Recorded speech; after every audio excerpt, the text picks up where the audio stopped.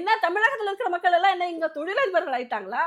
சாதாரண மக்கள் இப்ப போய் கேஸ் எடுத்து பாருங்க. துபாயிலயும் அங்கேயும் வீட்டு வேலை செஞ்சு அவங்க பலாத்காரம் பண்ண பெண்கள் எத்தனை, திரும்பி வராத பெண்கள் எத்தனை, ஆடு மேய்க்கிறதுக்கும் ஒட்டகம் மேய்க்கிறதுக்கும் கக்கூஸ் கழுவுறதுக்கும் போயிருக்கிற தமிழர்கள் எத்தனைன்னு போய் பாருங்க.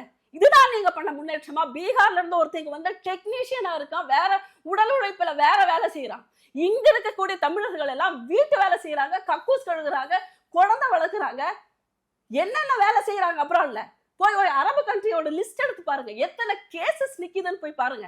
இதுதான் நீங்க தமிழ்நாட்டோட வளர்ச்சியை யாருகிட்ட சொல்றீங்க? இங்க தொழிலதிபர்களா மக்களை உருவாக்கி இருக்கிறீங்களா? எத்தனை பேர் அவர்கள் வைத்த 1 மாடை 100 மாடு ஆக்கினார்கள்? எத்தனை பேர் பண்ண வச்சிருக்காங்க?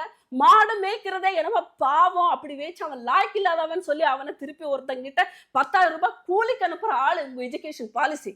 அதுதான் உங்க எஜுகேஷன் பாலிசி. அம்பானியையும் அதானியையுமே விமர்சனம் பண்ணிட்டு நீ வேற ஒரு இடத்துல கூகுள்லயும் அங்கே ஒர்க் பண்றவங்கள தலைமையில தமிழர்கள் அங்கே வேலை செய்கிறார்கள், இத்தனை சம்பளம் பெறுகிறார்கள். சுய தொழில் பண்றவங்க எல்லாம் உங்களுக்கு கேவலம், சேலரி வாங்குற அடிமை எல்லாம் உங்களுக்கு வந்து உயர்வு.